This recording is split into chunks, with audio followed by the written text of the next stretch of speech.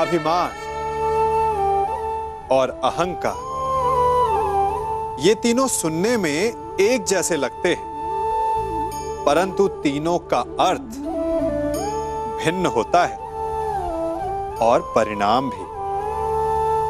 तीनों का आरंभ प्रेम से होता है। स्वयं से प्रेम, परिश्रम हमारे मन में गर्व को जन्म देता है और सफलता अभिमान जगाती है। यहां तक ठीक है, परंतु जब ये भावना अहंकार बन जाती है तब वो समस्या बन जाती है, क्योंकि सबसे बुरा अंत अहंकारी का ही होता है। परंतु मनुष्य के लिए पहेली यही है कि पहचाना कैसे जाए कि अहंकार जग गया है और उसका दमन आवश्यक है। इसका उत्तर मैं नहीं, आपका मन देगा। जब तक आप स्वयं से प्रसन्न हैं, जब तक आप सबसे ऊंचा उठने का प्रयास कर रहे हैं, तब तक ठीक है। परंतु जब आपके मन में दूसरों को नीचा समझने का भाव आ जाए तो सावधान हो जाइए, क्योंकि यही अहंकार है जो वास्तव में आपको हीन कर रहा है। क्षमा कीजिए केशव कि मैं आपके इस निमंत्रण को अस्वीकार कर रहा हूं।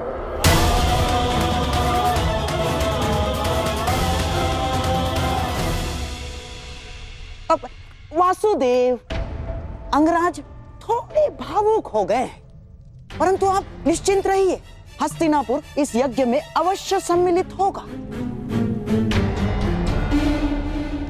मुझे आपके आगमन की प्रतीक्षा रहेगी गांधार नरेश।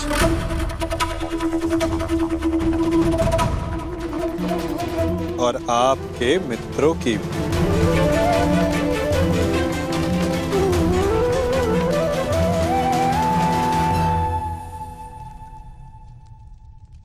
बुआ, बहुत लंबी यात्रा से आया हूं, भूख लगी है। भ्राता भीम ने मुझे बताया था कि आप राजभोग और खीर बड़ी स्वादिष्ट बनाती हैं। भोजन नहीं कराएंगी?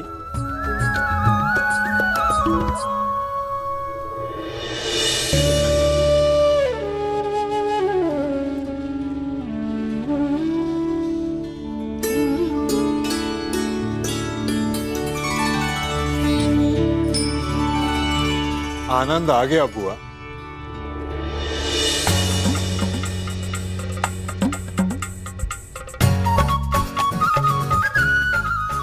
मार्ग में बहुत थक गया था बुआ, परंतु इतना स्वादिष्ट भोजन करके मानो जैसे मेरी थकान कहीं उड़ गई हो। और ये खीर,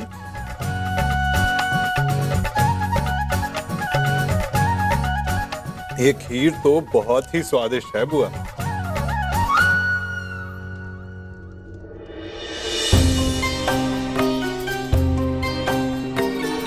क्या हुआ बुआ, आप प्रसन्न नहीं हैं? आपके पुत्र राजसूय यज्ञ करने जा रहे हैं। आप अपने पांचों पुत्र से मिलने वाली हैं बुआ। आपको तो परम आनंदित होना चाहिए।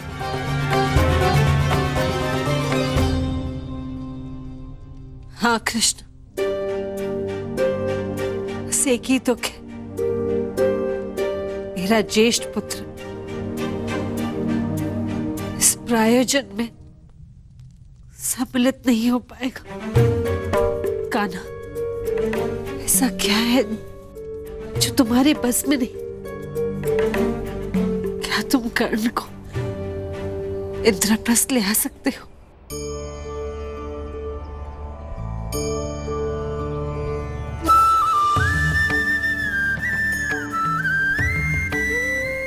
मैंने तो छाछ का ऋण भी उतारा है बुआ।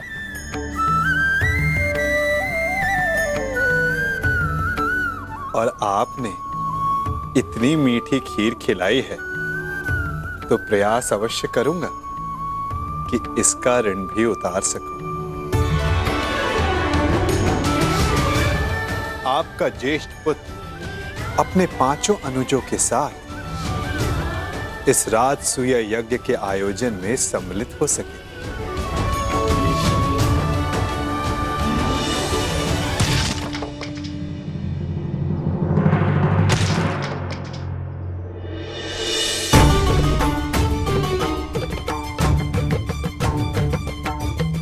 ऐसे आघात शत्रु पर उचित है महाबली।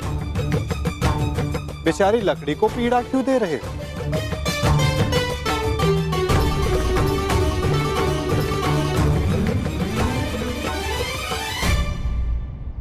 क्योंकि मैं अपने शत्रु पर आघात नहीं कर सकता, इसलिए मैं अपना शोभ इन लकड़ियों पर निकाल रहा हूं।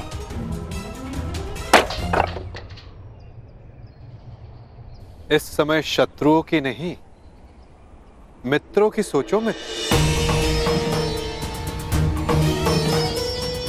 जब दुर्योधन इंद्रप्रस्थ आने को प्रस्तुत है, तो तुमने आपत्ति क्यों जताई अंगराज? आपत्ति अंगराज को नहीं, उस सूत पुत्र को है जो परिवर्तन चाहता है और जो युधिष्ठिर की नीति का विरोधी है। इसलिए युधिष्ठिर के आयोजन में सम्मिलित होना मेरे मन को स्वीकार नहीं। मन की सुनना अच्छी बात है अंगराज, परंतु जो वचन दिया उसका क्या?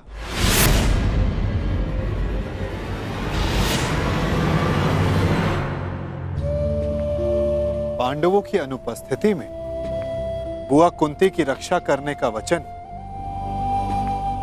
तुमने स्वयं को ही दिया था ना, वो नहीं निभाओगे?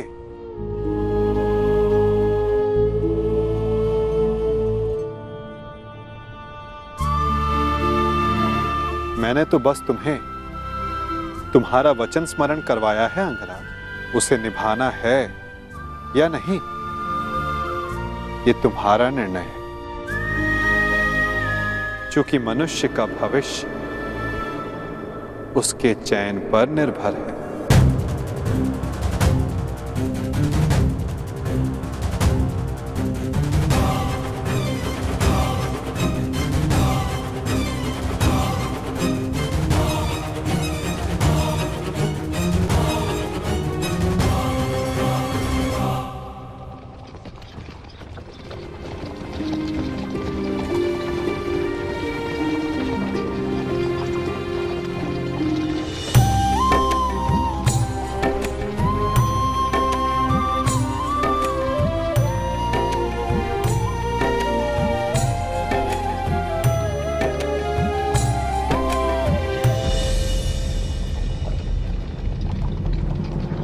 सारथी, रथ रोको।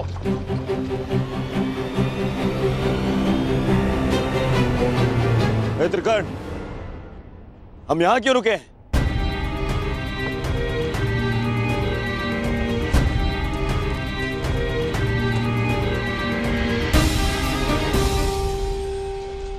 हम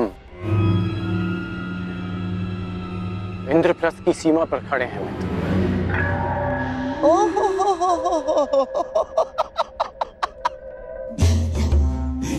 ये है इंद्रप्रस्थ, जिसकी प्रशंसा करते करते उस वासुदेव की जीवा थक नहीं रही थी।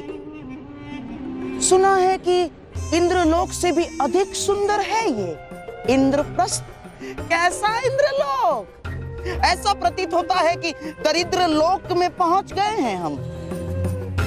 और हाँ, वैसे भी जो सारा जीवन वन में व्यतीत करते आए हैं, उनसे इससे अधिक अपेक्षा क्या की जा सकती?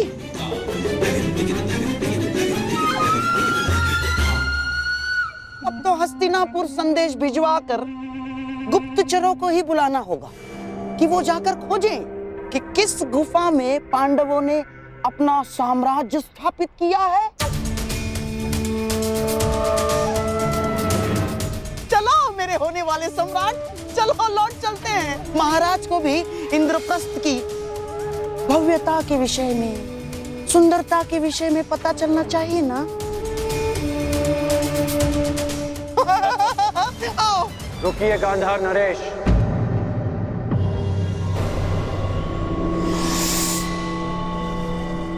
आप तो गांधार के राजा हैं ना, तो क्या आपको यह नहीं पता कि इंद्रप्रस्थ को देवताओं के वास्तुकार विश्वकर्मा ने बनाया है?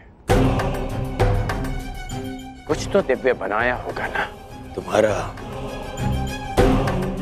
तात्पर्य क्या है मित्र?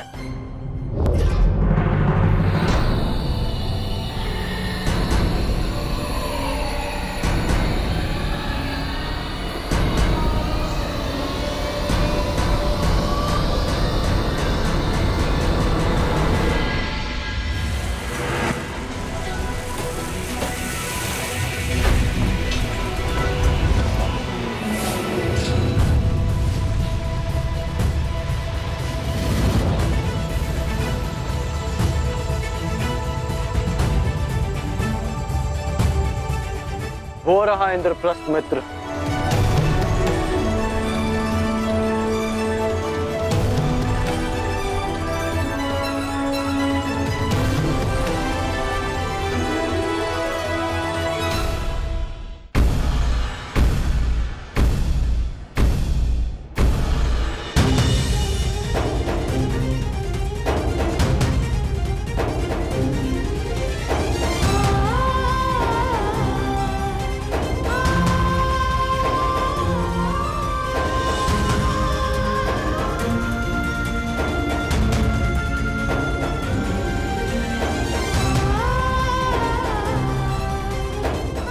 इसी प्रकार तो सब प्रगति करते रहो पुत्र।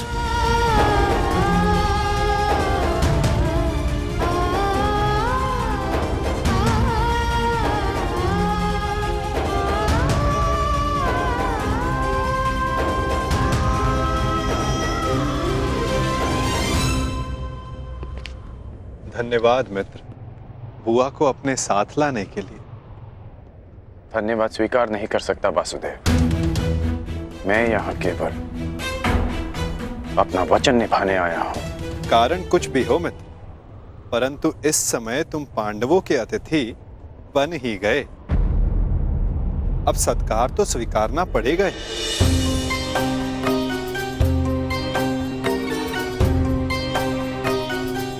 स्वागत है अंगराज।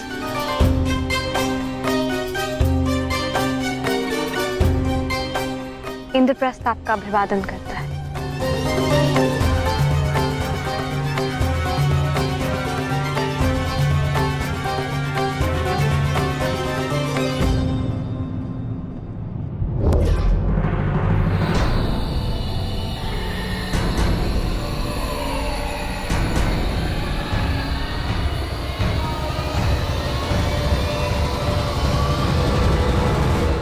मैं आपका अभिवादन स्वीकार नहीं कर सकता देवी।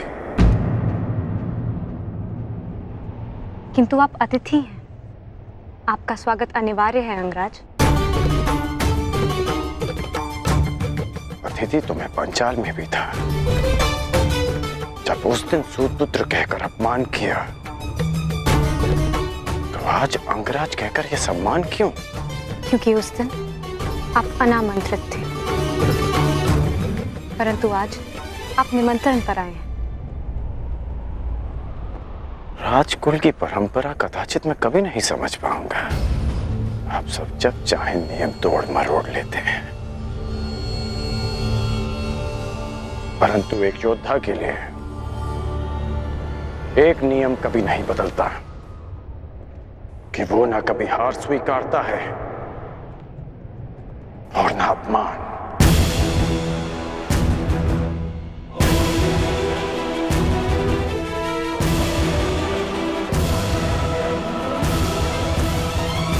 वैसे भी मेरी दृष्टि में युधिष्ठिर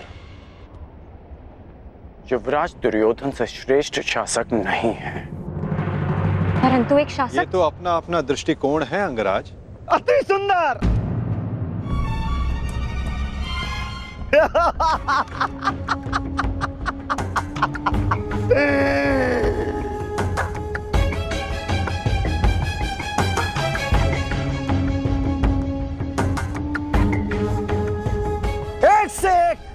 महान विभूतियों का जमघट लगा हुआ है यहाँ पर। एक ये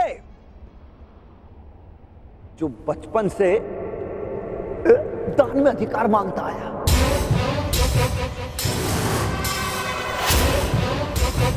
और ये बचपन से ही सब कुछ छल से चुराता आया, और उसके उपरोक्त ये महान पांडव इस हीन को अतिथि मानकर इसका आदर सत्कार कर रहे हैं।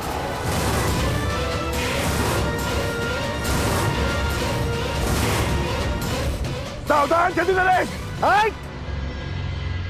शांत हो जाओ विकोदर। इस समय छेदी नरेश शिशुपाल आपके अतिथि हैं, और अतिथि अतिथि का अपमान करे तो ये राजसूय यज्ञ के फल को निष्फल कर सकता है। परंतु स्मरण रहे शिशुपाल, मैं अतिथि के बंधन में नहीं बंधा हुआ हूं।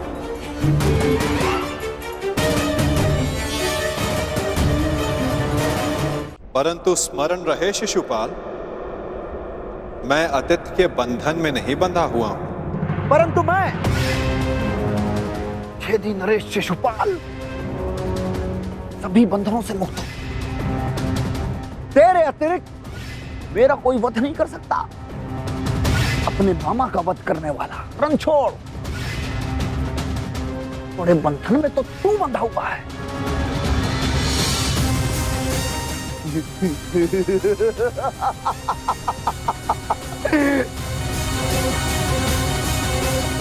जब तक इस माला में मोती शेष हैं,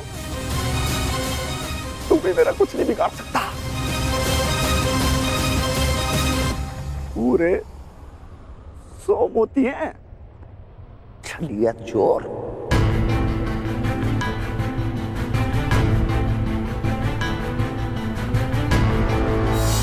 नहीं शिशुपाल, अब केवल 99 रह गए, और जैसे ही ये सारे मोती समाप्त हुए, तुम्हारे 100 अपराध भी पूरे हो जाएंगे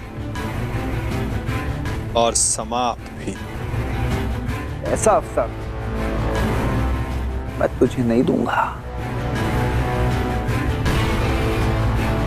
स्त्रियों के वस्त्र चुराने वाले। शिशुपाल, वरदान यह है कि तुम्हारा कोई वध नहीं कर सकता, परंतु मर्यादा का उल्लंघन किया तो कहीं ऐसा न हो कि तुम्हारा वध करने वाले को भी तुम पर दया आ जाए।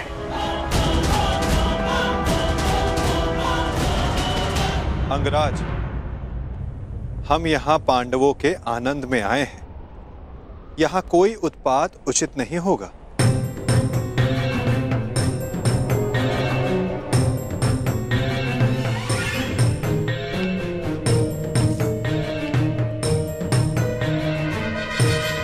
स्वागत स्वीकार करो शिशुपाल।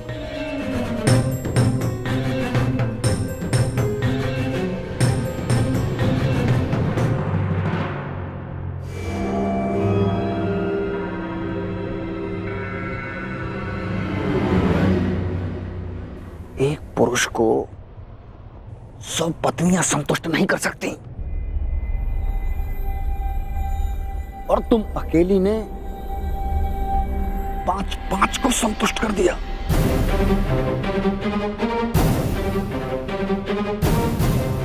अद्भुत।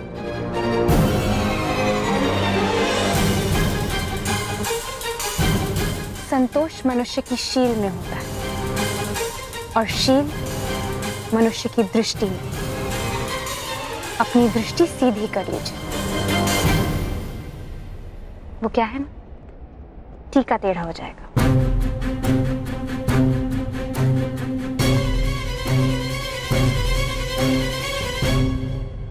देख रहे हो मेरे होने वाले सम्राट? अब आएगा यहाँ आनंद। न हींग लगेगी, न हल्दी, परंतु रंग रंग बहुत सुंदर जमेगा। इस मूर्ख शिशुपाल का अहंकार और द्रौपदी का दर्द आपस में टकराएंगे और भंग होगा पांडवों का यज्ञ।